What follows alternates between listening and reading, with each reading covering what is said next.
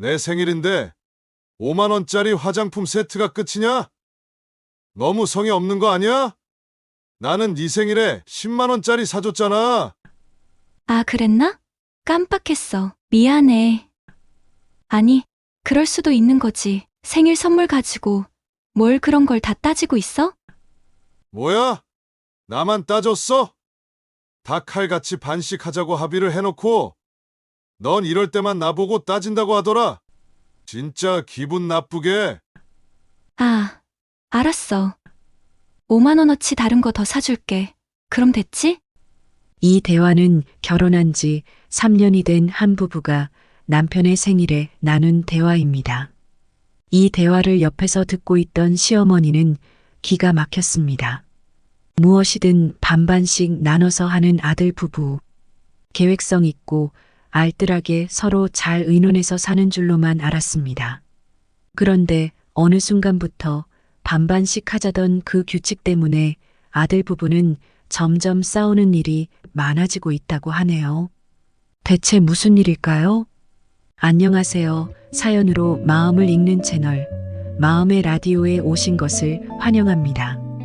요즘 젊은 남녀가 반반씩 모든 비용을 나눠서 부담하는 반반 결혼이 유행이라고 합니다. 서로 똑같이 모든 비용을 반씩 부담을 하니 공평하고 돈 문제로 누가 더 썼네 만에 신경 쓸 일이 없으니 합리적이기 때문에 젊은 사람들이 많이 선호하는 방식이라고 하네요. 그러나 이 반반 결혼이 꼭 좋은 점만 있는 게 아니라고 합니다. 이렇게 서로 공평하고 합리적으로 하는데 대체 무슨 문제가 있는 것일까요? 오늘은 결혼을 한 아들 내외가 모든 비용을 반씩 부담하면서 오히려 결혼 생활이 지옥으로 바뀌고 있는 것 같다는 한 어머니의 사연을 소개합니다. 사연을 끝까지 들어보시고 대체 무엇이 문제인지 어떻게 하는 것이 좋을지 의견을 댓글로 남겨주세요. 지혜가 모이면 누군가의 인생을 바꿀 수 있을지도 모르니까요. 그럼 지금 그 사연을 소개합니다. 구독과 좋아요는 큰 힘이 됩니다. 안녕하세요. 제가 요즘 큰 고민이 있습니다. 결혼을 해서 아기도 하나 있는 아들 내외 일입니다. 얘네들이 연애를 할 때부터 모든 비용을 다 반씩 나눠서 썼었거든요. 저는 처음에 그런 이야기를 듣고서 참 요즘 젊은이들답게 똑똑하고 합리적이구나 그런 생각을 했어요. 무슨 데이트 통장이라는 걸 만들어서 거기다 매달 데이트 비용을 같이 저축을 하더라고요. 그래서 데이트할 때 거기서 돈을 쓰니까 서로 눈치 볼 일도 없고 누가 부담을 가질 일도 없겠더라고요. 저는 그렇게 하는 아들 커플이 참 기특하고 대견했습니다. 어쩜 저렇게 연애도 계획성 있게 할까? 돈을 허투루 쓰진 않겠구나. 그런 생각을 했지요. 그렇게 몇 년 연애를 하고 서로 잘 맞았는지 결혼을 하기로 한 거죠. 결혼할 때에도 똑같이 모든 비용을 반씩 나눠서 했습니다. 결혼 비용, 신혼집 마련도 다 똑같이 반씩 했거든요. 여기까지는 참 좋았어요. 서로 누가 뭘 더 했네, 못했네 하면서 사실 결혼할 때 양가끼리 기싸움을 하거나 감정 상하는 일이 좀 많나요? 저도 주변에서 자식 시집 장가 보낼 때마다 그런 일들을 주변에서 겪는 걸 무수히 봐왔어요. 그런데 우리 아들 커플은 너무 깔끔한 거예요. 서로 딱 의논해서 반씩하니까 대체 싸울 일이 전혀 없는 거죠. 너무 좋았어요. 참 요즘 애들은 다르구나.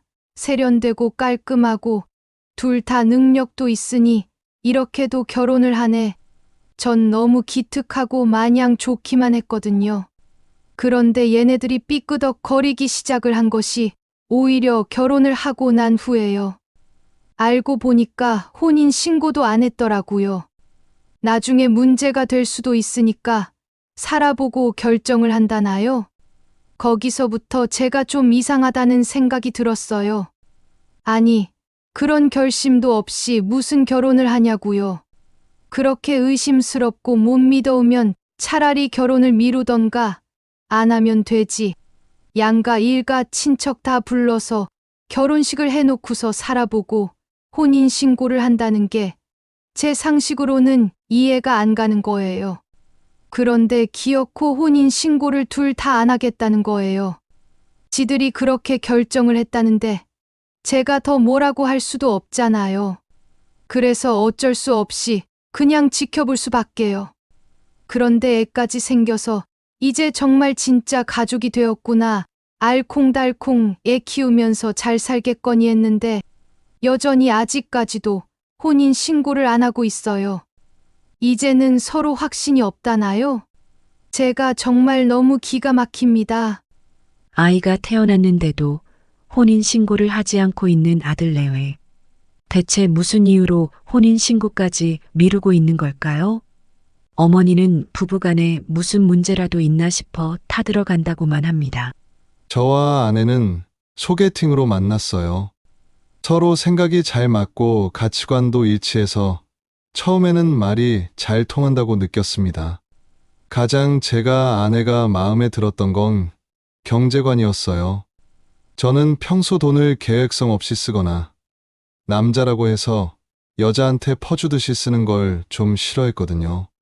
그런데 아내가 처음 만났을 때부터 자기도 그렇게 생각을 한다고 하더라고요. 그래서 너무 마음에 들었습니다. 돈을 닥치는 대로 막 쓰고 즐기는 것보다는 아끼고 계획성 있게 쓰는 걸 둘 다 선호한다는 점에서 정말 좋았죠. 데이트할 때에도 같이 똑같이 모은 돈으로 사용했고 돈을 같이 모으는 재미도 괜찮더라고요.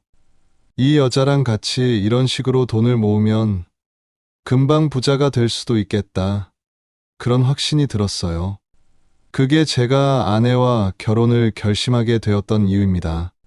어머니는 자꾸 혼인 신고를 말씀하시는데 사실 혼인 신고가 뭐가 그리 중요한가 싶습니다. 그건 그냥 서류 절차일 뿐이잖아요.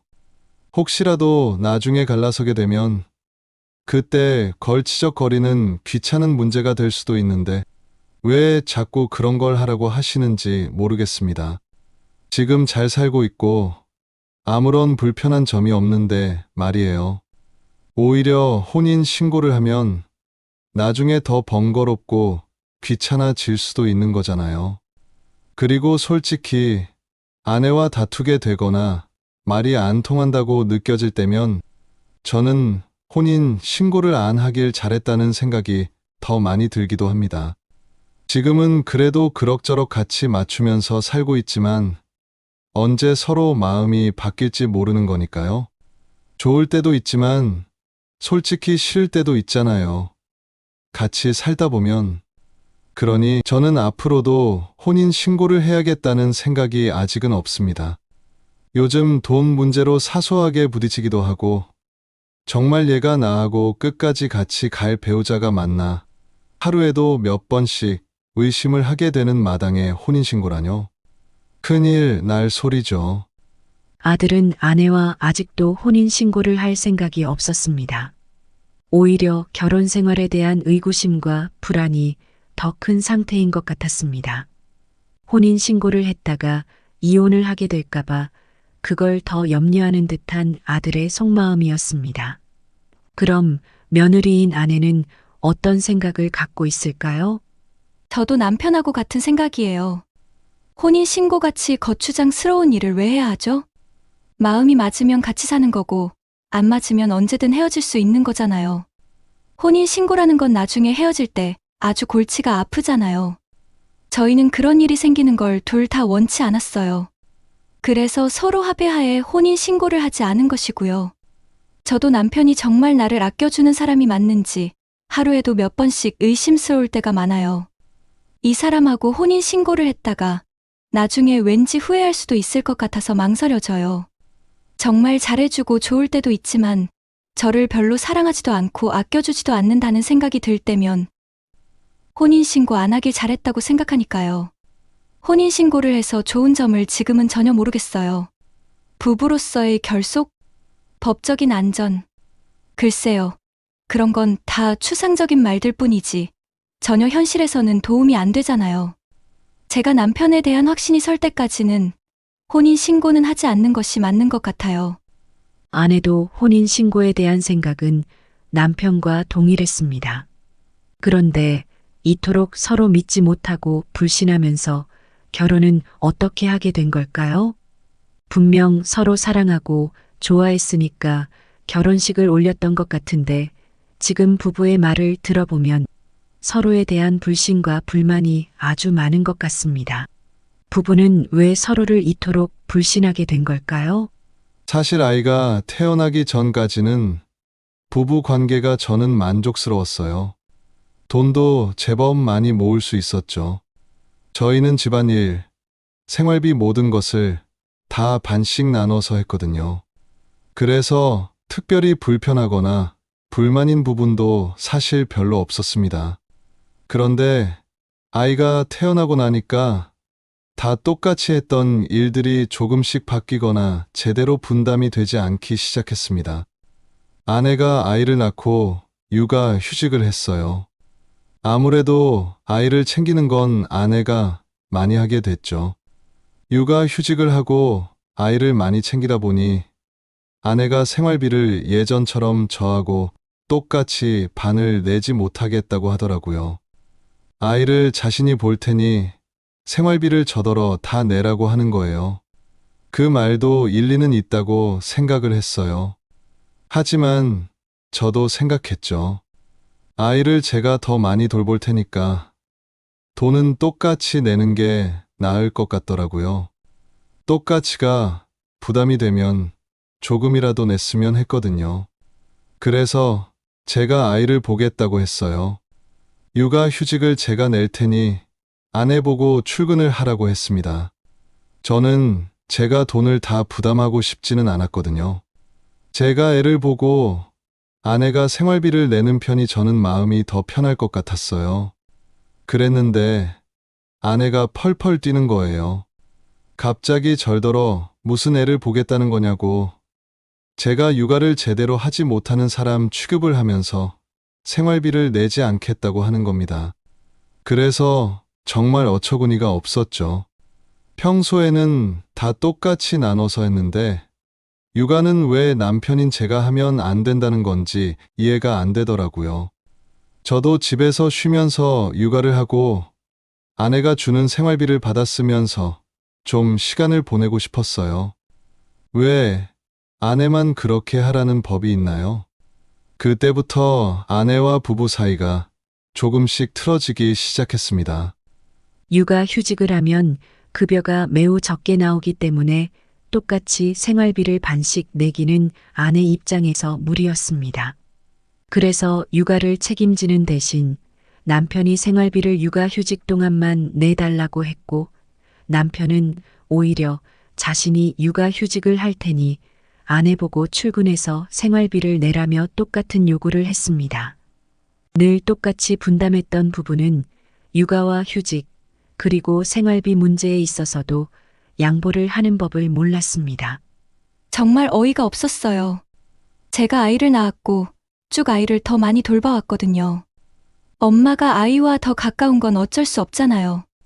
제가 밤새 수유하고 재우고 하면서 키워왔으니까 당연히 제가 아이를 돌보는 것이 효율적이잖아요. 육아 휴직을 하는 1년 동안만 남편이 생활비를 대주면 되는데 그걸 하기 싫어서 자신이 휴직을 하겠다는 남편이 너무 이기적인 것 같아요. 저와 아이를 걱정하기보다는 생활비를 주기 싫어서 억지를 부리는 것만 같아요. 여태까지 같이 살면서 돈 문제에 있어서 만큼은 늘 똑같이 분담을 해왔지만 이런 경우는 다르잖아요. 그동안 직장 생활을 오랫동안 했고 출산을 하고 아이를 키우면서 여자인 제가 아무래도 더 힘들 수밖에 없잖아요. 한 1년 휴직을 하고 아기 키우면서 좀 저도 아기와 시간을 보내고 싶은데 그걸 남편이 이해를 못 해주다니요. 저더러 출근해서 돈 벌어서 생활비나 대라는 남편이 정말 정내미가 떨어져요. 혼인 신고를 안 하길 잘한 것 같다는 생각까지 듭니다. 어쩜 저렇게 아내 마음을 몰라줄 수가 있죠? 평소에는 늘 합리적이고 이성적인 사람이라고 생각했어요. 하지만 정작 제가 필요할 때에는 이렇게 양보를 전혀 해주지 않으니까 갑자기 사람이 너무 달라 보입니다. 아내는 남편이 자신과 똑같이 휴직하고 육아를 할 테니 생활비를 달라는 요구가 터무니없다고 느꼈습니다. 사실 아내의 요구와 남편의 요구는 똑같은 것인데도 말이지요.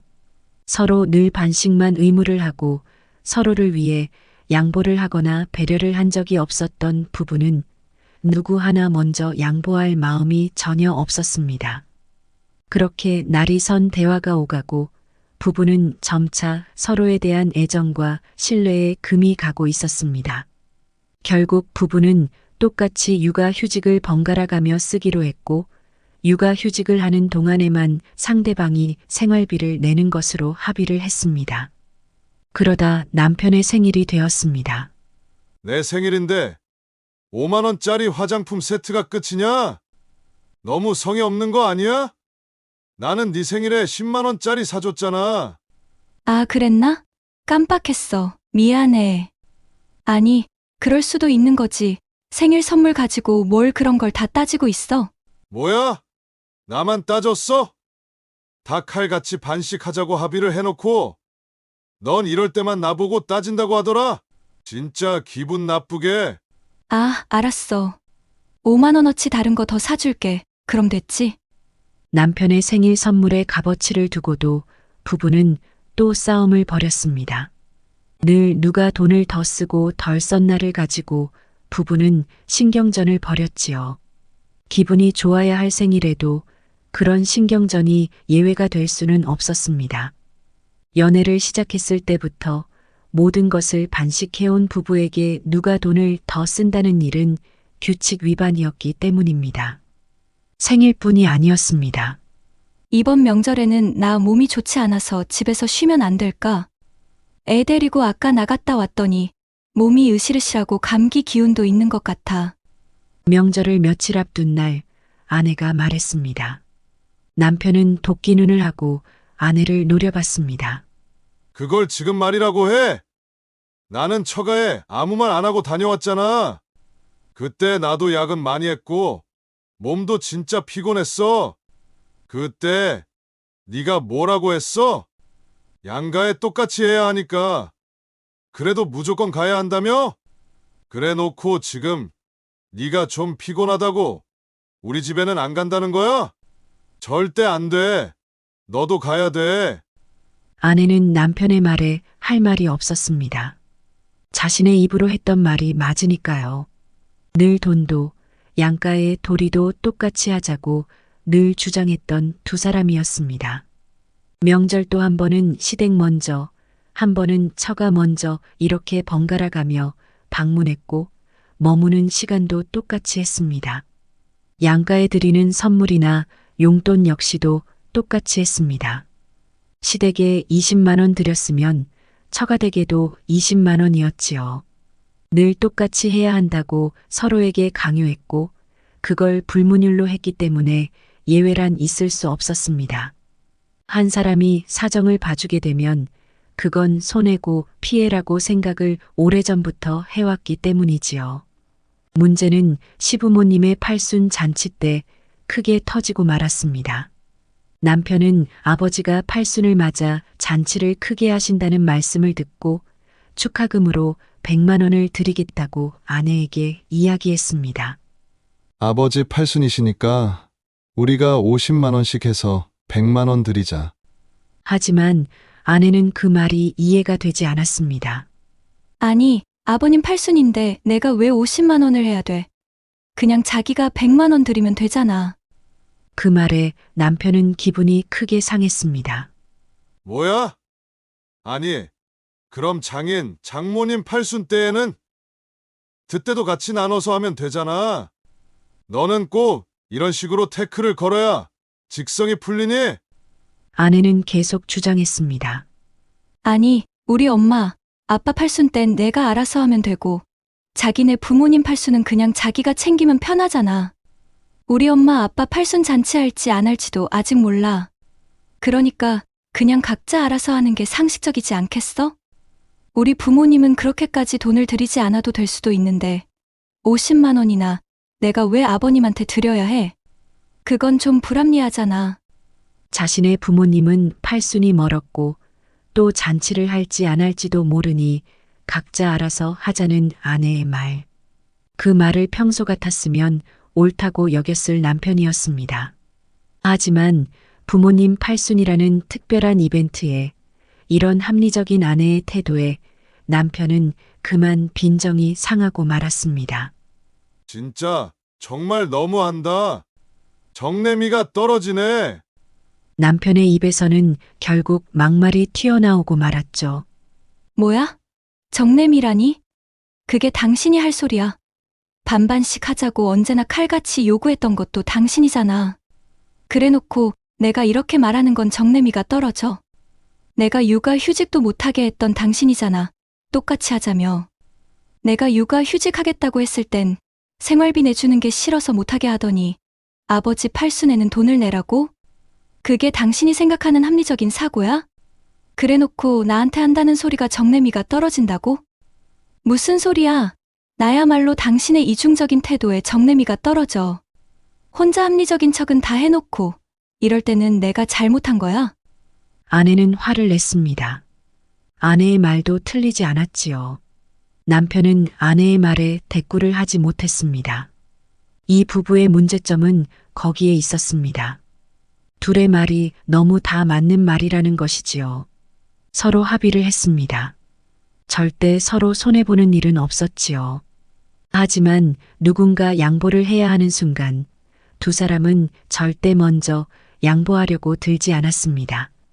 합리적인 결정이라는 명목하에 서로를 배려하지 않았던 두 사람은 알게 모르게 서로에 대한 서운함이 많이 쌓여 있었던 것입니다. 데이트를 할 때부터 그러지 말라고 할 걸 그랬나 봐요. 제가 그땐 아들을 둔 입장에서 아들이 돈을 혼자 다 쓸까봐 그런 걱정이 있었어요. 남자들이 연애를 할 때 돈을 더 많이 쓰곤 하잖아요. 남들처럼 우리 아들도 그럴까봐 제가 신경이 좀 쓰였는데 얘네들이 똑부러지게 비용을 반씩하는 게 그땐 참 만족스러웠어요. 이렇게까지 서로 양보를 하지 않고 사사건건 칼같이 반씩하려고 들 줄은 꿈에도 몰랐습니다. 제가 며느리한테도 부탁을 해봤거든요. 그러지 말고 그냥 다 합쳐서 쓰고 서로 좀 배려하면서 살라고요. 근데 그동안 서로 서운한 게 많았는지 통 설득이 되지를 않네요. 어머니는 참담했습니다. 요즘 젊은이들은 성격 차이로 이혼을 많이 한다고 들었는데 자신의 아들도 겨우 이런 일로 이혼을 하게 될지도 모르니까요. 이럴 때를 대비해서 혼인 신고를 안 한 거예요. 저는 진지하게 이혼을 고민 중이에요. 이렇게 남편이라는 사람이 아내를 위할 줄 모른다면 결혼 생활이 무슨 의미가 있겠어요? 저도 그동안 너무 서운한 게 많아서 이 결혼 생활을 더 유지하는 게 무슨 의미가 있나 그런 생각이 요즘에 많이 들어요. 제가 어디 다쳐서 병원에 실려가도 병원비나 남편이 내줄지 그게 의문이에요. 아마 저보고 네가 다친 거니까 네가 병원비를 내라고 하겠죠. 생각해보니 그렇네요. 남편이 다치면 저도 남편더러 병원비를 내라고 할 것 같아요. 정말 우린 부부가 맞는 걸까요? 대체 어디서부터 잘못된 건지 모르겠어요. 아내는 긴 한숨을 내쉬었습니다. 분명 처음 연애를 할 땐 모든 것이 서로 잘 통했고 만족스러웠는데 언제부터 부부관계가 이렇게 망가지게 된 것일까요? 결혼 생활이라는 것이 생각보다 돈이 많이 들어가네요. 저는 결혼 생활에 있어서 경제적인 능력이 가장 중요하다고 생각했어요.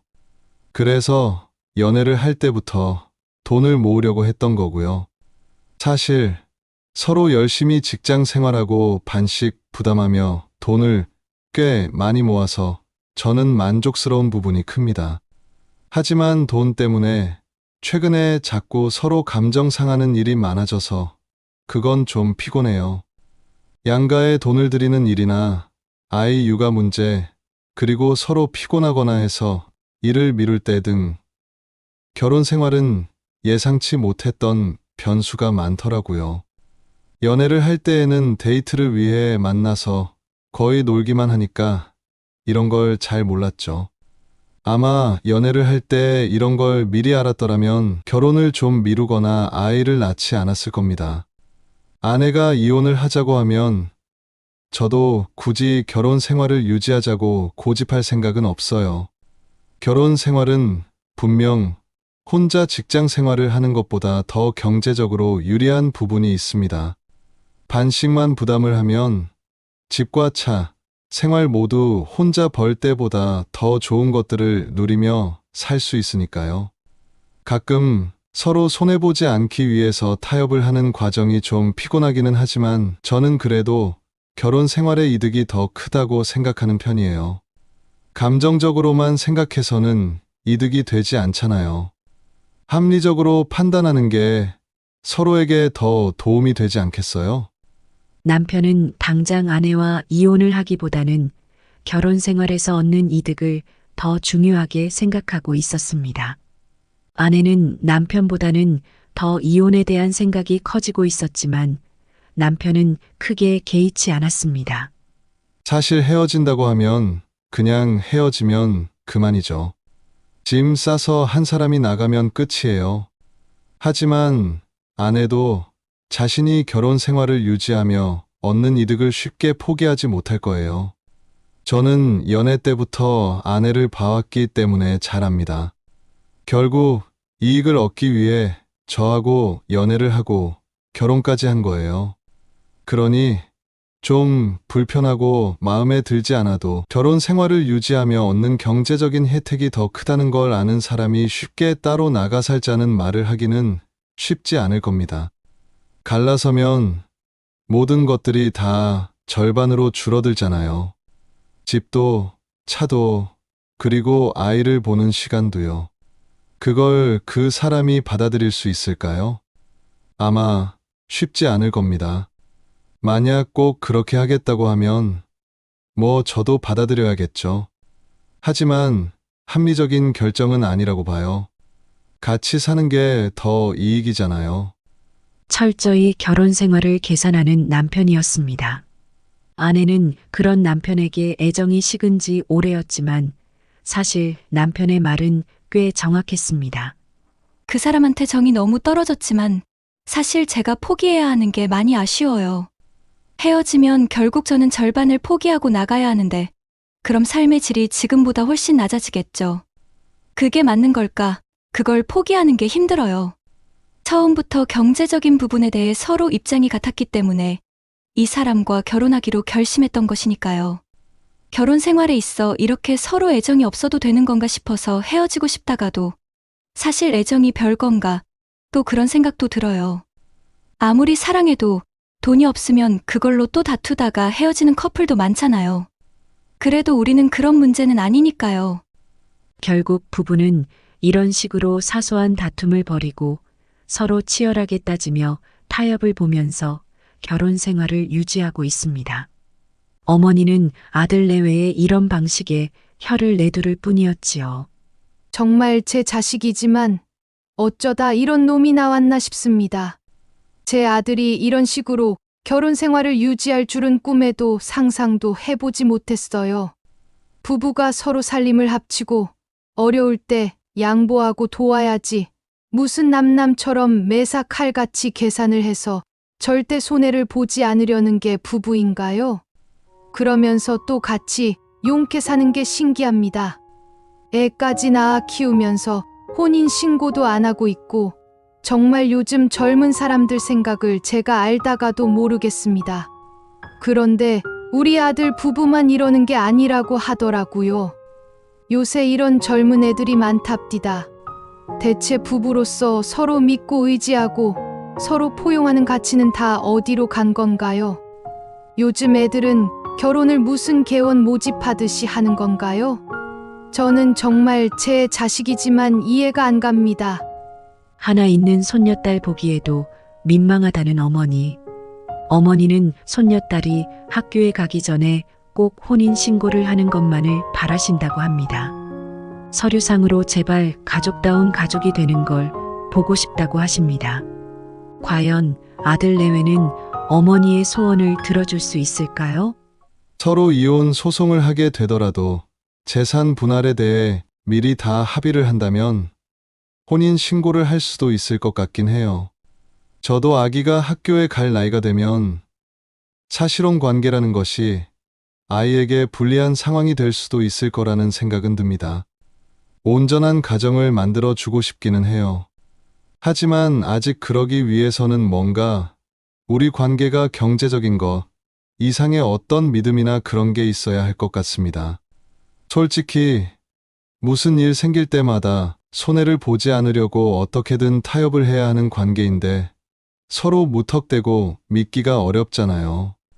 남편이 조금만 저를 배려해주면 좋겠어요.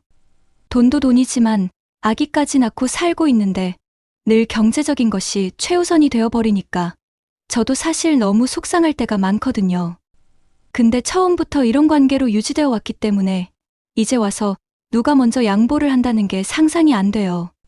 무슨 일 생길 때마다 서로 손해를 보지 않으려고 엄청 눈치 싸움을 하거든요. 어쩌다 이렇게 살게 된 건지 자괴감이 들 때가 많아요. 그냥 다 포기하고 이혼을 할까?